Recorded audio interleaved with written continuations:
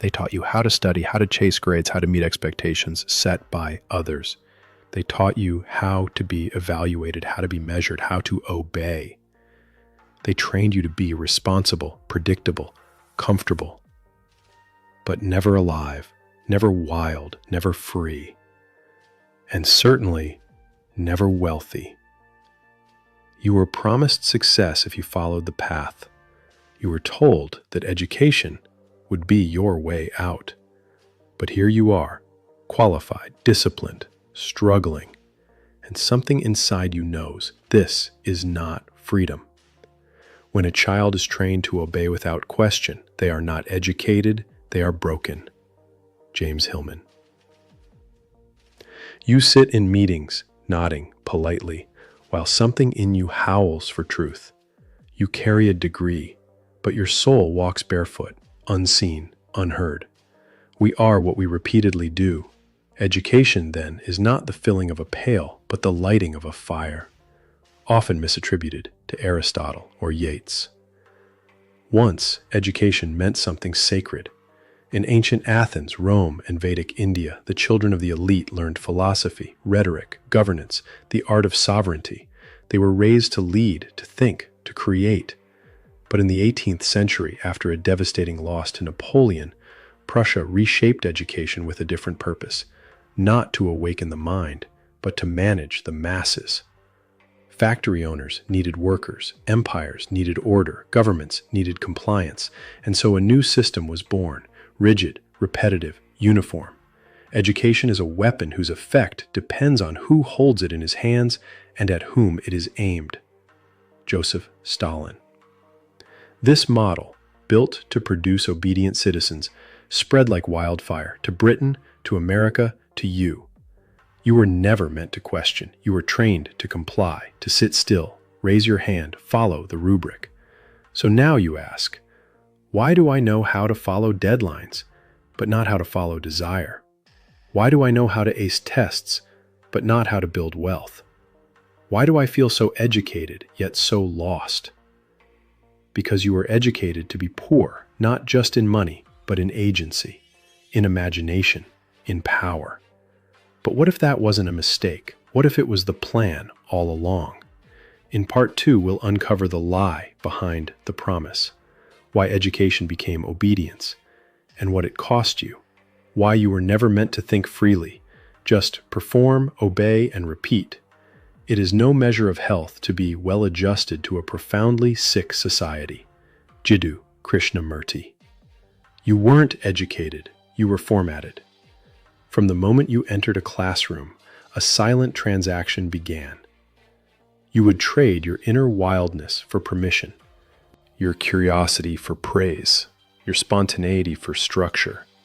But here's the truth no one tells you. The modern school system didn't arise to expand minds. It arose to contain them. The bells, modeled after factory shifts. The rows of desks, industrial lines. The report cards, compliance metrics. All borrowed not from philosophers or sages, but from the logic of production lines and military drills. And the curriculum? It was never neutral. In 1905, Elwood Cubberley, a key architect of the U.S. school system, wrote, "Our schools are, in a sense, factories in which the raw products, children, are to be shaped and fashioned. Not inspired, not awakened, shaped." Even the subjects, math, reading, science, were stripped of wonder and repackaged as obedience tests, not to help you build a life, but to prove you could fit into one already built for you. What kind of mind does this create? A mind that waits to be told what to do. A mind that fears being wrong more than being silent. A mind that measures worth through someone else's rubric. This is not education. It's preparation for emotional exile. And what you didn't realize, what they never told you, is that the education system didn't just teach you information. It taught you to internalize surveillance. Every time you raised your hand for permission to speak, you were being taught, your voice isn't yours. Every time you looked to a teacher for approval, you were being conditioned. Your worth is external. Every time you learn not to trust your instincts because they weren't on the test, you were being told, only what we say matters. This is the deeper wound, because now, even outside the classroom, you wait. You wait for permission. You wait for recognition. You wait for someone to tell you what matters. But the most dangerous thing education stole from you wasn't time. It was sovereignty. And here's the punchline most never see. The wealthy, they don't educate their children this way. Their schools emphasize debate, critical thinking, networking, emotional intelligence. They teach confidence, not compliance. They prepare for leadership, not labor. The same system that taught you to obey taught them to rule.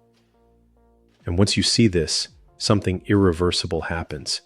You stop asking, "What's wrong with me?" and start asking, "What the hell happened to me?" Because now you understand this wasn't education. It was formatting. And the cost? Your inner authority. But it's not too late to take it back. In part 3, we'll go even deeper into the emotional blueprint that made this system feel like safety, even as it stole your freedom. The surest way to corrupt a youth is to instruct him to hold in higher esteem those who think alike than those who think differently. Friedrich Nietzsche. Let's be honest, you didn't just go to school. You were formed there. Not by the curriculum, but by the invisible emotional contracts you signed without knowing. You learned to raise your hand to speak, to wait to be called upon, to sit still while your instincts screamed to move, to swallow questions if they made others uncomfortable, to trade curiosity for correctness. And slowly, the most dangerous belief of all took root, that your value is earned by compliance. That belief didn't come from a textbook. It came from the subtle but relentless message, you will be safe if you obey. But let's dig deeper, because this wasn't just social conditioning. It was emotional survival. As children, we are biologically wired to adapt to the environments we're given. And if those environments reward obedience and punish originality, our nervous system learns to shrink. Psychoanalyst Karen Horney called it the tyranny of the shoulds, a self shaped not by desire, but by internalized demands. You should be good, you should be agreeable, you should be what they expect. And so you complied, until the real you went underground. You wore it like armor, the good student, the quiet one, the achiever, not because it was you, but because it protected you. Every gold star, every well done, every perfect grade, it wasn't success, it was proof. I belong, I'm safe, I'm good. And underneath it, fear. The fear of being wrong, of being too much, of being abandoned for not fitting the mold. This is why, even today, you hesitate to speak your truth, why your hands sweat when you say no, why you still wait for permission, years after you left the classroom, because your nervous system was shaped to equate approval with survival. But here's the deeper wound, the very traits that made you safe in school, conformity, deference, perfectionism, are the same traits that keep you poor in the real world, because wealth doesn't come from obedience. It comes from agency, from risk, from vision. And none of that was safe to express when you were being molded. You weren't lazy, you were adaptive. You didn't lack ambition. You learned that ambition outside the system was dangerous. You didn't fail to dream. You just stopped dreaming things that weren't on the test. This wasn't education. It was emotional training. And you passed at the cost of yourself.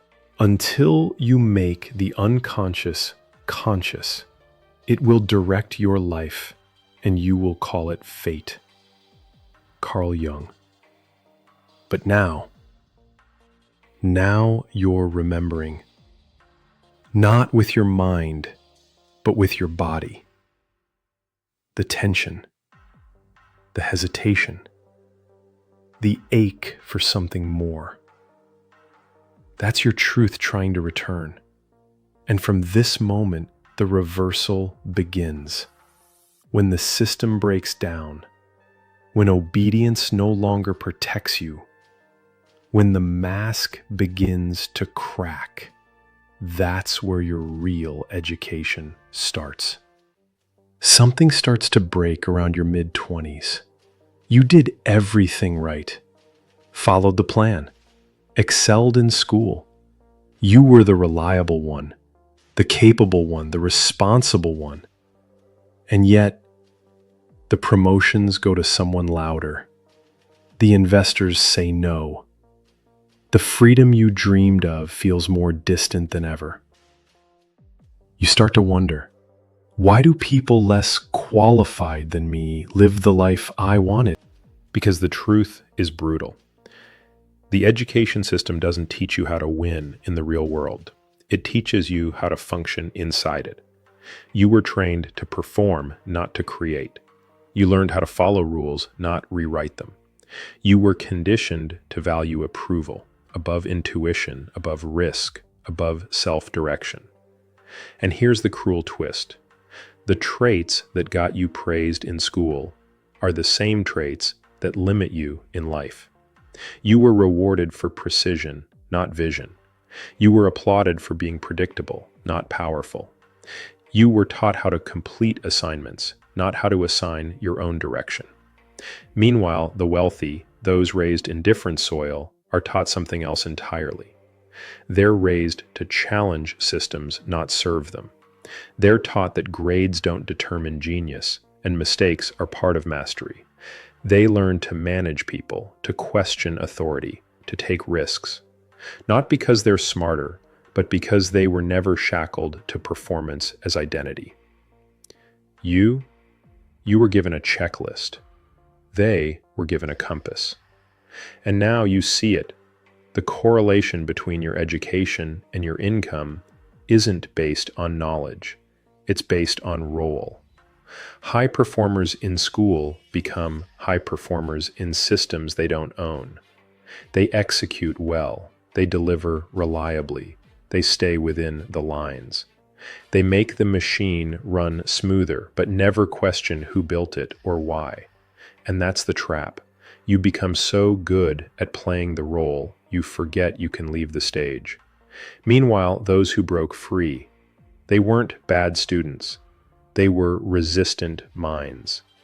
They felt the pressure to conform, but didn't collapse under it. Or they were never fully touched by it, raised by families who taught sovereignty before scores. This is why well-educated people often burn out.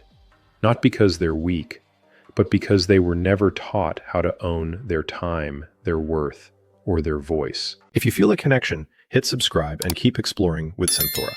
Grateful for your support. It goes deeper than you think. Our greatest fear is not that we are inadequate, but that we are powerful beyond measure. Marianne Williamson. In the next part, we begin the return, what it feels like to stop performing, to stop seeking gold stars, to meet yourself, maybe for the first time. You must learn to get in touch with the innermost essence of your being. This true essence is beyond ego. It is fearless, it is free, it is immune to criticism, it does not seek approval. Dr. Wayne Dyer. Not everyone wakes up quietly. Sometimes it comes in silence. Sometimes it comes as fire. Some of you burned out slowly. Year after year, the weight of being good pressed into your chest like a stone. You didn't know what was wrong. You just knew you felt empty. You had the titles, the praise, the degrees, and yet somehow you still felt miles away from meaning. You were supposed to be successful by now, but you were still broke, still waiting, still afraid. And some of you always knew something was off. You hated raising your hand. You questioned every rule. You dragged your feet to school and fought against every rubric, not because you were lazy, but because you felt it. This system wasn't built for your soul, but because there was no one around to say you're right, you assumed you were the problem. So you kept going. By inertia, by guilt, by fear of disappointing everyone who believed in this lie. The opposite of courage is not cowardice, it's conformity. Rollo May. Others chased for decades. You reached your 30s, 40s, 50s, and still felt like you were climbing a staircase to nowhere. You sacrificed youth, sleep, sanity. You became a master at your craft, a leader, a high performer, but somehow not free. And even when you got closer, your life still felt leased, not owned. Some of you rebelled loudly. You quit your job in a blaze of rage. You walked out of the meeting. You yelled back, finally. You stopped answering emails. Others rebelled in secret. You started arriving late on purpose. You forgot the report. You looked at your reflection one morning and whispered, "I can't do this anymore." And for many, the rebellion wasn't a moment.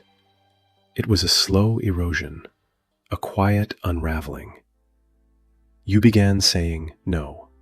You stopped faking smiles.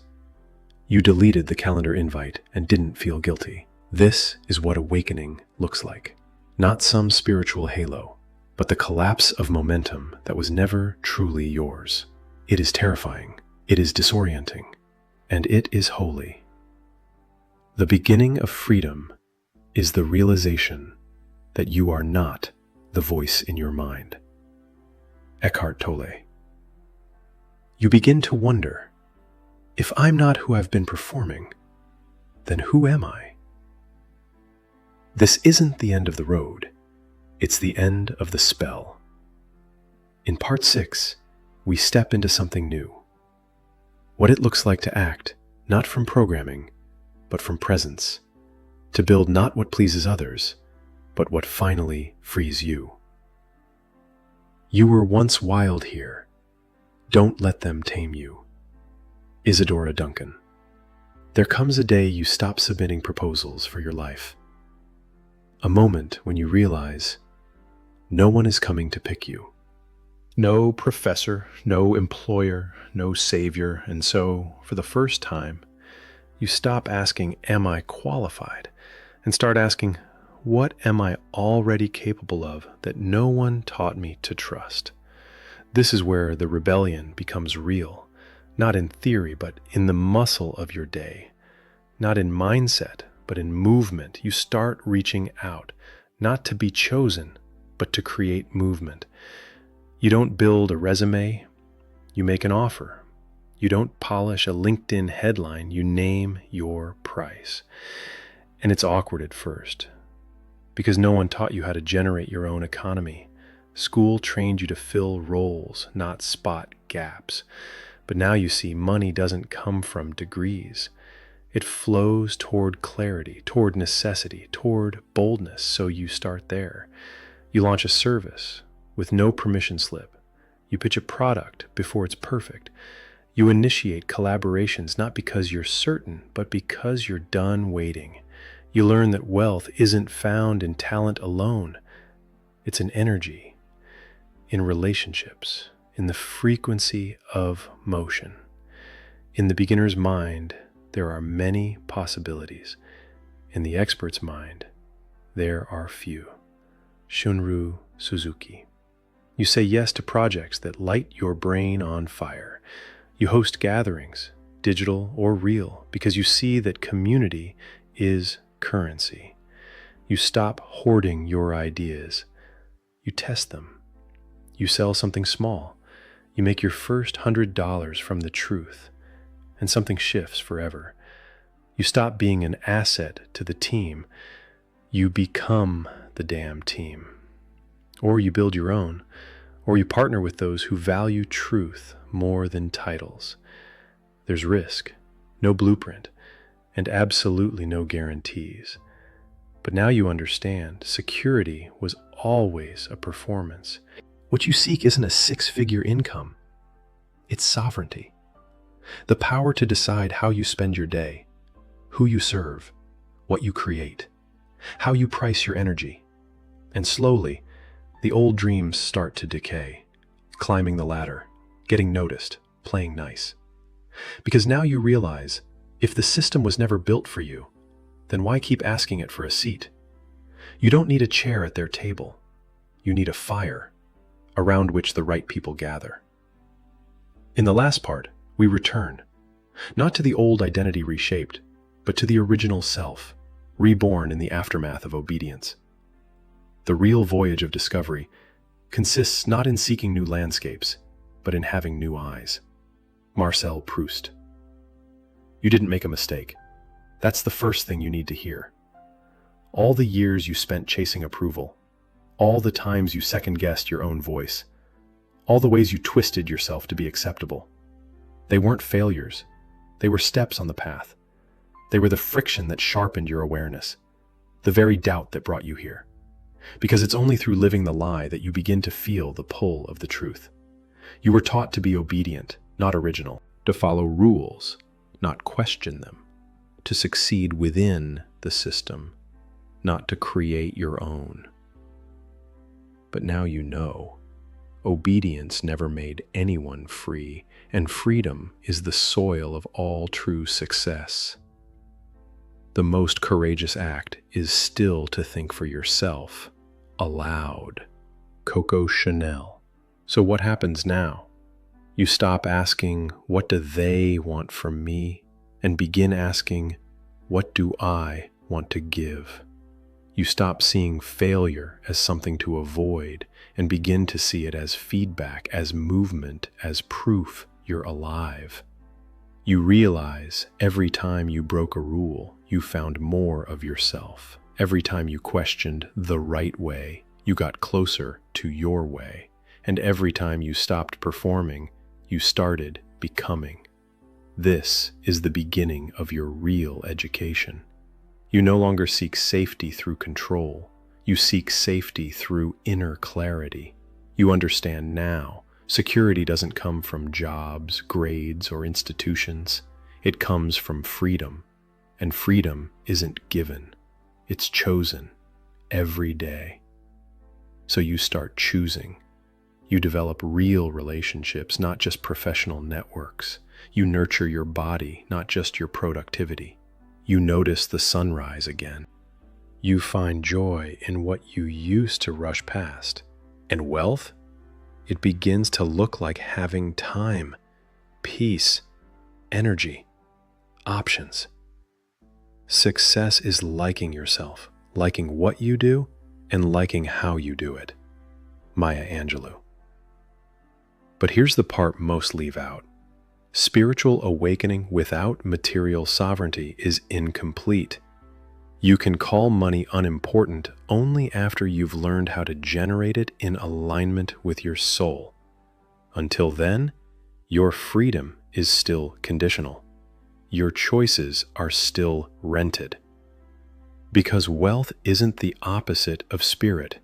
Wealth is what happens when your truth moves in the world with structure.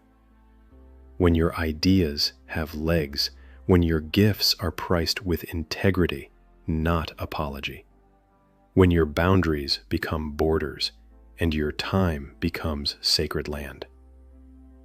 You stop hustling to survive. You start building ecosystems where you and others can thrive. You no longer just escape the matrix. You design what comes next. And no, you don't have to do it alone. This path of critical thought, emotional rebirth, and financial freedom It's not just for rebels or outliers. It's for those who are done settling, done shrinking, done waiting, because you've seen it now. The game is rigged until you stop playing by their rules. Then something ancient and new begins. You create value. You receive openly. You circulate abundance, not as greed, but as gratitude. You stop wondering if you deserve it, because you've already earned it by remembering who you are. This is not the end of your story. It's the first time you're holding the pen. So build the life, create the offer, make the money, and let it be sacred, because freedom isn't just a feeling. It's a framework, a frequency, a future. And that future, yours, is not waiting. It's here, as soon as you choose to begin. If you've ever looked in the mirror and thought, how can I be this smart and still feel this stuck? You're not alone. Write in the comments, they taught me to blank, but not to build wealth. Your words could break someone else's silence. And if this spoke to something you've lived, don't stop here. Watch the next videos and go deeper into your own clarity. See ya.